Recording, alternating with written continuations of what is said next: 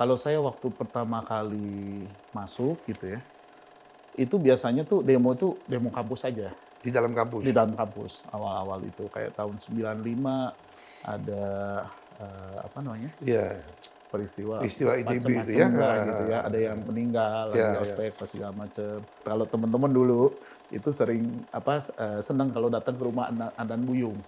Karena dia kan Oh, Bang Andan Buyung kan di rumahnya di Cimulit kan, gitu. mhm, Cukup dekat lah sama buat dekat ya? kampus gitu. Nah, jadi kadang-kadang kita pengen dengar Main cerita dia lah, karena dia tidak kan termasuk petisi 50 ya, yang ya, cukup vokal dari vokal. pemerintah.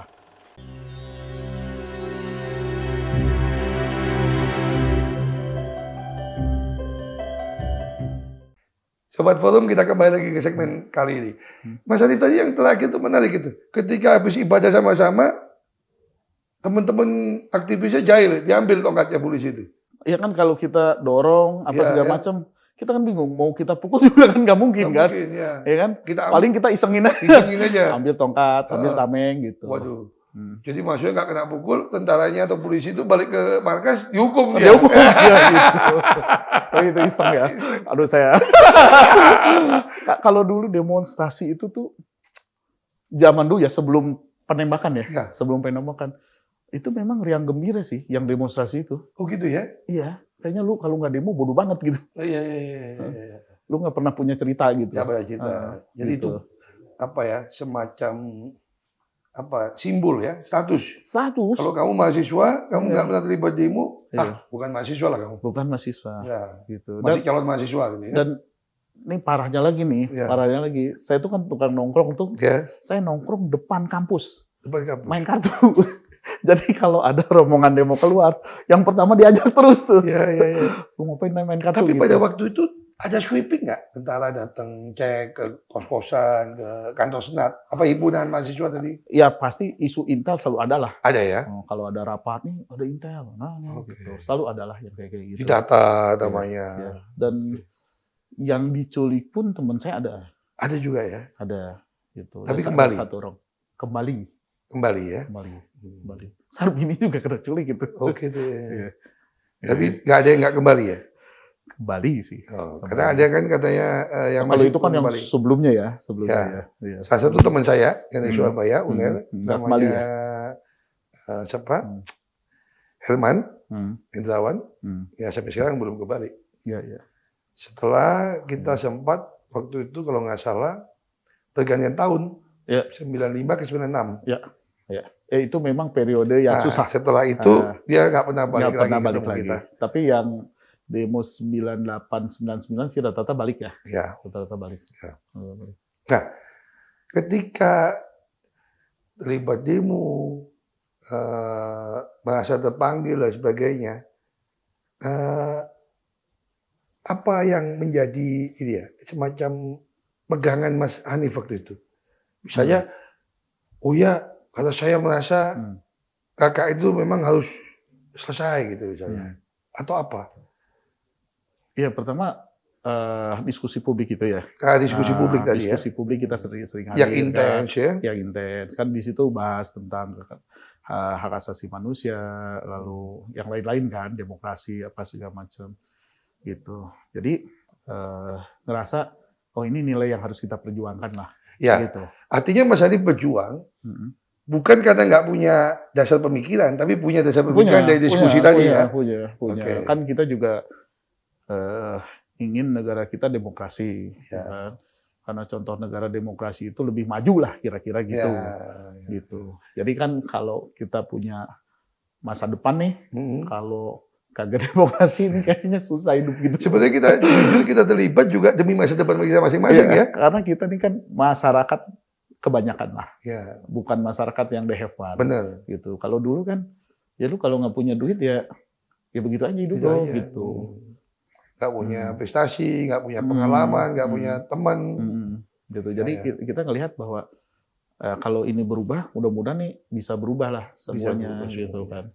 Kan saya juga ngelihat ya kawan-kawan saya yang masuk ke pemerintahan apa gitu, ini ceritanya, aduh kok begini, aduh kok begitu gitu. Keyakinan itu masih ada sampai sekarang, Mas?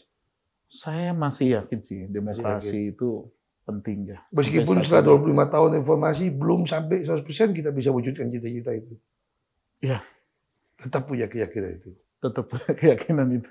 Tetap kusnudon ya. Tetap kusnudon. Karena apa ya? Ya sarana merubah arah bangsa kan sebenarnya demokrasi kan. Gitu. Itu sih yang saya yakini sih. Apa yang menjadikan Mas Hanif tetap yakin bahwa kita ke depan tetap bisa mencapai minimal mendekati 100% dari cita-cita reformasi itu? Ya, ini sih sebenarnya teman-teman kita lah ya, yang di semua level lah. Saya pikir sih yang di pemerintahan, terus juga di parlemen, gitu. Itu yang harus selalu diingatkan lah, gitu. Karena tantangan yang paling banyak sekarang kan, misalnya korupsi, Ya. Kolusi, nepotisme. Nepotisme. Jalur singkat itu namanya. Jalur singkat ya? Jalur singkat. Kereta cepat ya? Jakarta Bandung. Jakarta Bandung. Jadi kalau mau, jadi gini, nah ini ada pengalaman menarik nih. Saya tuh begitu masuk ke BUMD, ya kan, biasanya yang datang saya tuh, saya curigain kalau ini kayaknya kurang oke tuh kalau kata pertamanya tuh udah bilang gini, Nif lu nggak mau kaya gitu. Nah, itu udah kayaknya dia mau nawarin sesuatu tuh gitu. Ya kolusi lah pokoknya ya. Ya dengan segala macamnya lah. Ya. Itu saya agak berat sih gitu. Terus saya bilang siapa yang nggak mau kaya? Semua orang punya kaya. Berarti Mas gitu. Hanif ini contoh hidup seorang aktivis yang di dunia profesional pun tetap memegang prinsip-prinsip tadi, perjuangannya waktu di mahasiswa itu. Ya saya tuh berprinsip saya hanya bawa ke rumah itu uang hasil kerja aja. Nilai-nilai itu masih Anda pegang ya? Anda yakini, sampai saat Anda ini pegang. saya yakini sih. Ya. Banyak Mas teman-teman kita yang udah masuk di politik tetap yakin tapi kelakuannya beda gitu kan? Tapi mayoritas kawan-kawan sih enggak sih. Sebetulnya saya masih lihat oke semua sih. Kalau ada orang beralasan, wah kan susah bro memegang prinsip tuntutan zamannya berubah. Itu alasannya? Enggak juga sih. Alasan ya? Alasan aja. Harusnya tetap bisa ya? Harusnya tetap bisa. Harus tetap bisa. Ini menarik pesan dari Hanif Matik. Bahwa kita tetap bisa memegang prinsip-prinsip yang baik tanpa beralasan bahwa ada tuntutan zaman yang membuat kita harus melanggar itu. Saya pernah ngalamin gini ya. Namanya sebuah perusahaan itu kan kadang-kadang kesulitan cash flow. Ya dong. Orang bilang kalah cash flow lah. Pendapatannya belum datang nih, masih piutang ya kan, belum ada cash. Apalagi zaman COVID kan. Gitu, pembayaran berat lah. Gitu, berat. Jadi itu saya dulu agak ekstrim sih. Saya bilang, gimana contohnya ekstrim? Nah ini ekstrim. Bisa nih kita karyawan ada total 30 lah ya. Sama direksi apa segala macam. Hidup layak itu saya lihat tuh minimal 5 juta rupiah lah. Ya, di Bandung ya. Bandung 5 juta rupiah. Jadi semua orang kondisi sesusah apapun balik gajinya ke 5 juta. Gitu. Jadi kalau gaji dia 20 juta jadi 5 juta. 10 juta jadi 5 juta, yang 8 juta jadi 5 juta. Semua orang berkorban. Gitu. Semua orang harus merasakan level hidup minimum. Di tempat Mas Hanif pimpin itu? Iya. Dan diprotes. Oh diprotes, mereka protes. Cuman saya pikir ya orang yang harus terkena dampak utama itu ya dari manajemen. Saya bilang gitu. Yang lebih tinggi makin kena. Gitu. Mau berkorban. Ya. Jadi ya saya bilang sama rasa lah. Kalau lagi susah, semua digaji sama 5 juta. Dan waktu itu kita nggak tahu sampai kapan itu. 4 bulan itu, 3 bulan atau 4 bulan sih. Saya minta maaf juga sih sama teman-teman. Cuman memang saya bilang kita nggak bisa. Nah ini juga dulu Pak RK juga udah bilang, tolong deh ngurus BUMD itu jangan minta modal ke pemerintah. Penempatan modal daerah. Penyertaan modal daerah. Jadi selama saya di sana saya nggak pernah minta penyertaan modal daerah. Luar biasa. Gitu. Nah, caranya gimana ya? Kita banyakin partner aja, saya bilang gitu. Karena partner itu kan jadi kerjaan jadi ringan. Yang jadi susah itu kalau semua kerjaan dikerjain sendiri. Kolaborasi itu meringankan. Gitu. Kalau perlu tuh, nah ini cerita fit and proper dikit ya.